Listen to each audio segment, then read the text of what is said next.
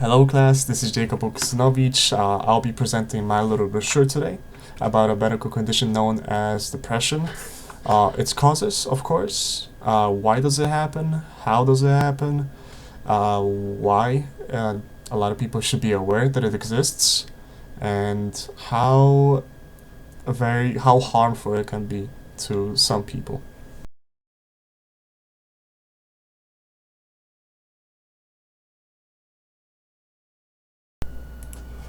So, first up, what really is depression? Depression is a serious health condition that is often referred to as being extremely sad.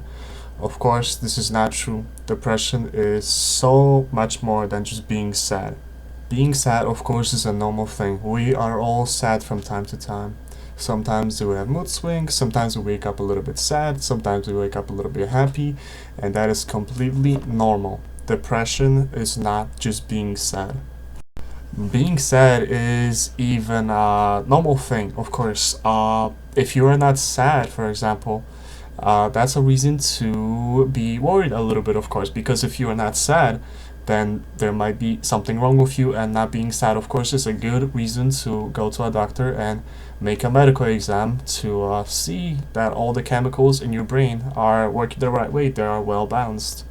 So of course, it's a good thing to be sad from time to time, and if you are not sad, that's a reason to be concerned sometimes.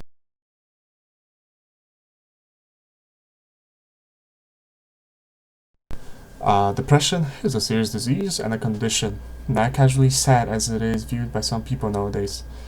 So, a lot of people nowadays, again, they self-diagnose themselves with depression, while in reality they are just sad. And of course, in my opinion and in opinion of many doctors as well out there, self-diagnosis is usually a wrong thing to do, as it can lead to misdiagnosis, of course, and it can lead to wrong treatments done by yourself, of course, also by yourself, which is not advised, of course, always.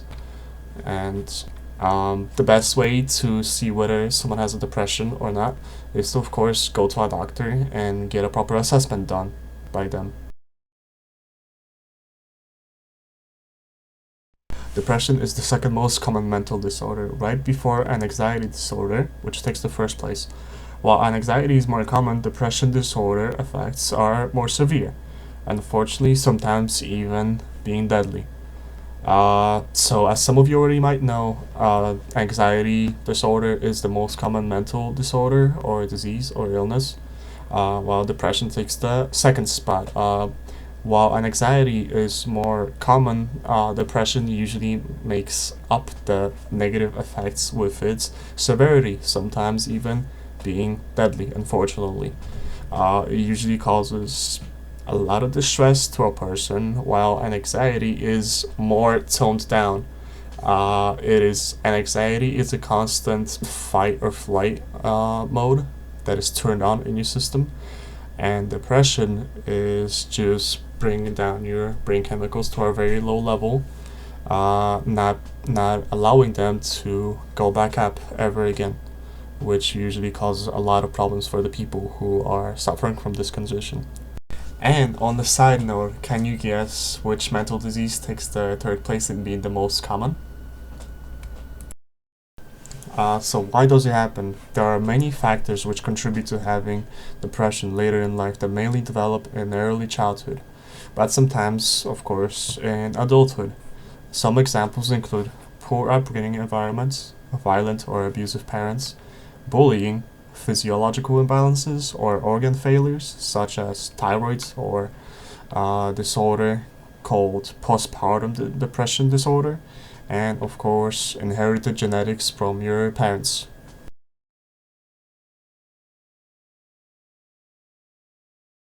How does it happen?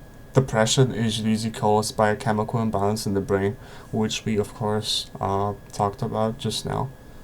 Um, which includes low-level serotonin, dopamine, and norepinephrine.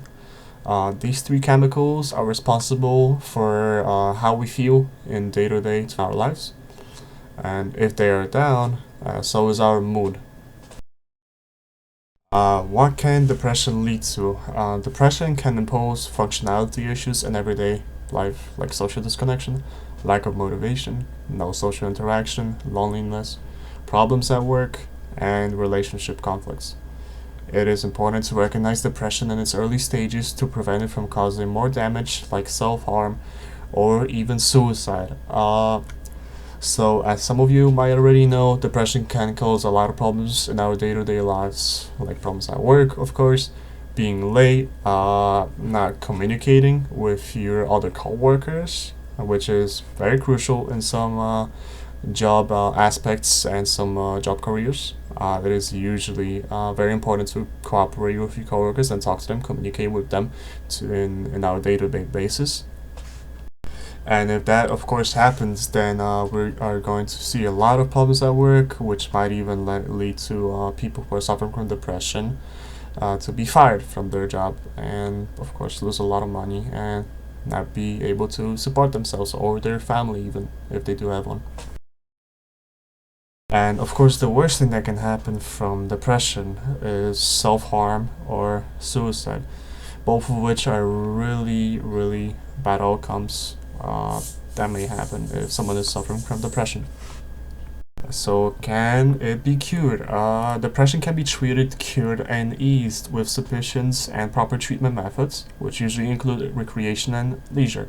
Reversal or regression of depression is usually achieved by medicine, though it is a temporary method of solving the problem. Oftentimes, medicine can cause other physiological and negative side effects, which make them not the most efficient way to combat depression. The best way to combat depression is to tackle the problem down directly, which is by improving the overall well being of a person who is suffering from this disorder. So there are a lot of ways which can help depression or even bring it down, which include going out, getting the proper amount of vitamin D in your system from sunlight, of course, by playing soccer or basketball, football, all the recreational sports with your friends, which might also make you talk to other people, which can also help a lot. Another good way to combat depression is, of course, working out. It can give you a self fulfillment, sense of self fulfillment, happiness, of course, and it can also release the good chemicals in your brain by working out, by being physical, which can, of course, offset the depression if it's in the later stages. Parks are a good way to also calm your nerves a little bit, breathe. It can also give you happiness. A lot of nature that is out there in the parks, like flowers and trees. They also release certain smelling chemicals, which might affect your brain in a good way, of course, and make you overall happy.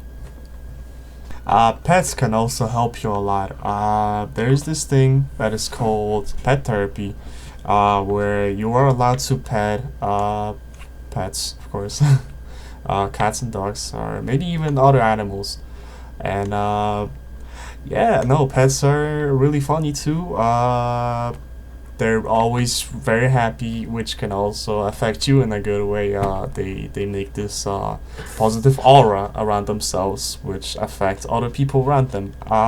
So I think pet therapy is an amazing thing to combat depression. So I think this concludes our little brochure about depression. Thank you for listening. Once again, my name is Jacob Okosinovic, and I'm very glad that you had the time to listen to my little brochure. Thank you so much.